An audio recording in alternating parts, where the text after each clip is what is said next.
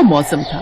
पहाड़ों पर बर्फबारी हो रही थी और ठंडी हवाएं हर किसी को अपने घर के अंदर रहने पर मजबूर कर रही थी। गांव के लोग ठंड से ठिठुर रहे थे। चाचा, इस बार तो ठंड के मौसम में मजा ही आ गया। भगवान ने ऐसी बर्फबारी की है कि इंडिया को स्विट्जरलैंड बना दिया। बात तो बिल्कुल सही कह रहे हो, लेकिन हम बुजुर्गों का भी तो ख्याल रखो भाई। हम लोग दिन रात ठंड की वजह से जो है ठिठुरते रहते हैं। तो आओ सब लोग मकरंद काका की दुकान पर आग जलाकर बैठते हैं और वहीं गप्पे मारते हैं। आपको भी ठंडी नहीं लगेगी और हम लोग सर्दी का मजा भी ले लेंगे। हाँ हाँ, ये सही रहेगा। चलो चलो। वो सभी लोग मकरंद काका की दुकान पर आग जलाकर तापने लगे। उसी गांव के एक प्रतिष्ठित और बड़े घराने में एक नई बहू का स्वागत किया गया। चाचा, ठाकुर साहब का परिवार कितना बड़ा है। ऐसा लगता ही नहीं कि सिर्फ इनका एक परिवार रहता है इस गांव में। ऐसा लगता है जैसे ये गांव दो भागों में बटा हुआ है।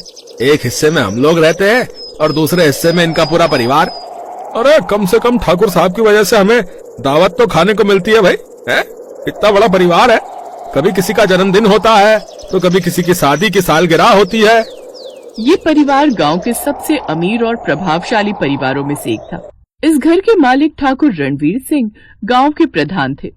हवेली के बाहर हमको तो ये समझ में नहीं आता, जो इनके घर नई बहू आई है वो इतने सारे लोगों के साथ कैसे रह पाएगी। उसकी तो आदत ही नहीं होगी। चाचा, तुमको हर बात पे दिक्कत ही हुआ करती है। अरे बहू की समस्या है, वो खुद निपटा लेगी।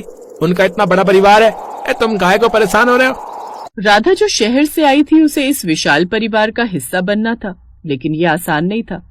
उसकी 50 नंदे थीं, जिनमें से हर एक का अलग अलग स्वभाव और अनोखी आदतें थीं। चलो अब बहुत हो गया स्वागत। तुम 50 ने अपने अपने तरीके से स्वागत कर लिया। बहू को अंदर तो आने दो। हे भगवान, इनका घर तो किसी राजमहल से कम नहीं लग रहा। इतनी बड़ी बड़ी झूमर, इतनी बड़ी बड़ी लाइट मैंने अपनी जिंदगी में पहली बार देखी है। बाहर इतनी बर्फबारी हो रही है, लेकिन महल के अंदर तो ज्यादा ठंडी नहीं लग रही। क्या हुआ भाभी, क्या सोचने लगी? मैं ये सोच रही हूँ कि आज के जमाने में ससुर जी ने मेरी 50 नंदे कैसे पैदा कर दी। अरे बुरा मत मानना, मैं तो मजाक कर रही हूँ। अरे भाभी, हम लोग भी बहुत मजाक किया है। ससुर जी का ही खून हो तुम सब, मजाकिया तो होगी। देखो मजाक मजाक में मेरी 50 नंदे पैदा कर दी उन्होंने। इस तरह राधा को हर कोने से प्यार और अपनापन मिला। तुम सब ऐसे क्यों घूर रही हो मुझे? कुछ नहीं भाभी, बस ऐसे ही। देखो राधा, हमारे घर में रहना आसान नहीं है। यहाँ सबकी अलग अलग पसंद और नापसंद है, लेकिन अगर तुम सबका दिल जीत लोगी तो ये घर तुम्हारे लिए स्वर्ग बन जाएगा। मैं पूरी कोशिश करूंगी दीदी। तुम 50 की 50 उसे घेर कर क्यों खड़ी हो? जाओ बहू, पहले आराम कर लो, बाकी बातें बाद में की जाएंगी। राधा अपने कमरे में जाकर आराम करने लगी।